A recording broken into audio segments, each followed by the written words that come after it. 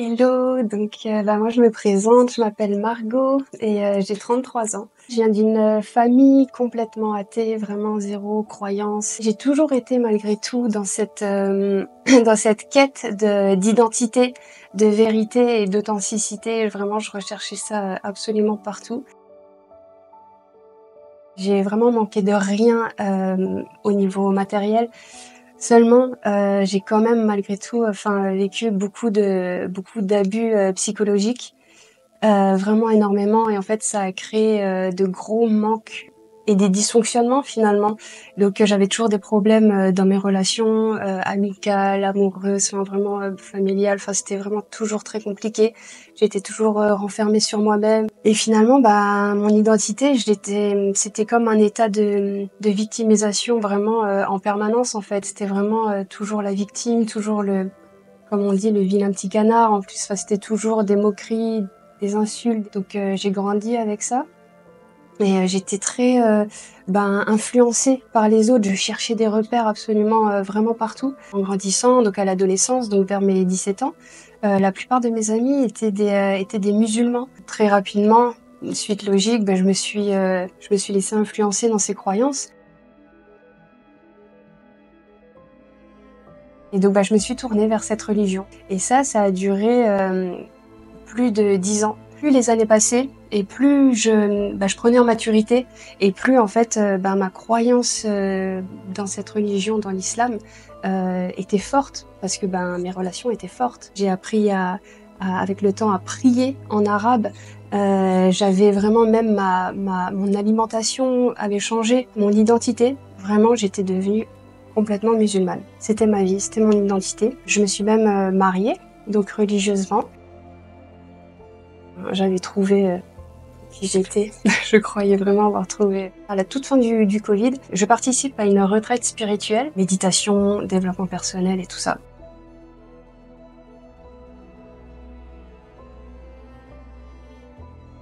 Et là, en fait, ma conscience, elle change complètement. Je suis complètement libérée de cette croyance, de cette religion, mais en même temps, j'étais allée dans un autre extrême.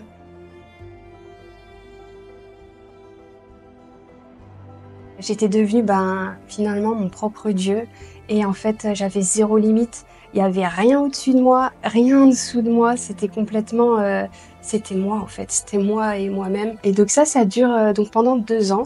Donc 2 ans passent et là il y a quelqu'un via Instagram que je connaissais pas du tout et qui me parle de Jésus. Là j'ai dit mais non mais pas du tout, je veux rien entendre de Jésus. Et donc moi je le repousse complètement, je le rejette complètement. Mais il y a malgré tout une voix en fait en moi qui me dit c'est maintenant, ne rejette pas, comme si c'était vraiment c'est maintenant en fait, sinon ça sera trop tard. 1 mois et demi après, je décide d'aller dans l'église de ce garçon avec lui. J'entends le message prêché, partagé à l'église et là le message rentre complètement et profondément en fait dans mon cœur et là je savais que c'était pas un message d'un homme, mais c'était vraiment que c'était Dieu en fait qui me parlait et là je savais que c'était je peux pas l'expliquer mais en fait je savais que c'était la vérité. Personne ne pouvait me faire croire le contraire. Et je rentre chez moi. Pour la première fois de ma vie, je commence à lire la Bible. Les mois passent, je fonds en larmes parce qu'en fait, c'était une révélation que toutes mes années passées en tant que musulmane, je comprends qu'il n'y avait aucune relation avec Dieu et que là, enfin, je peux avoir une relation directe avec Dieu, chose que je n'avais jamais eue en fait auparavant.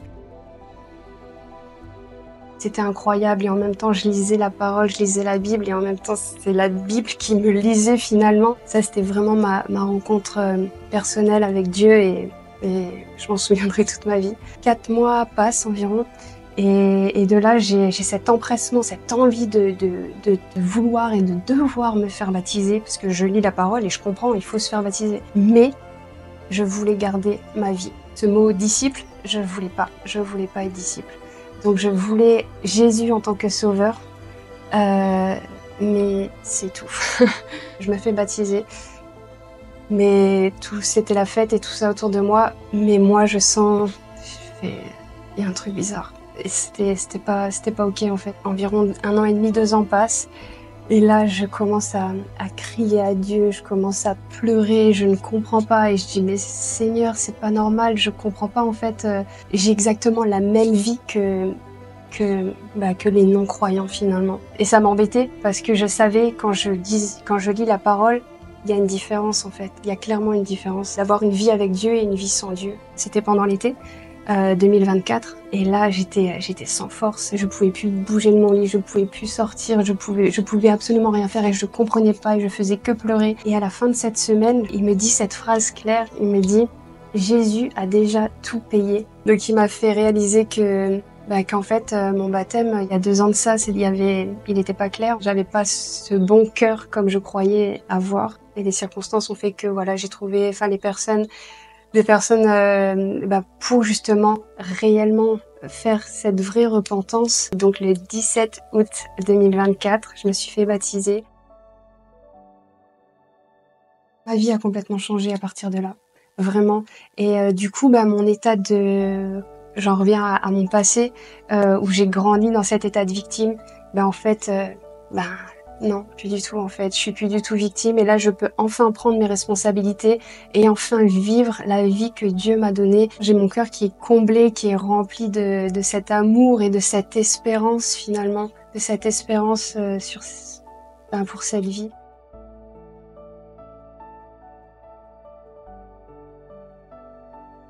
C'est cet espoir-là que j'ai envie de donner et de partager. Ma vie est transformée. Donc, merci Seigneur.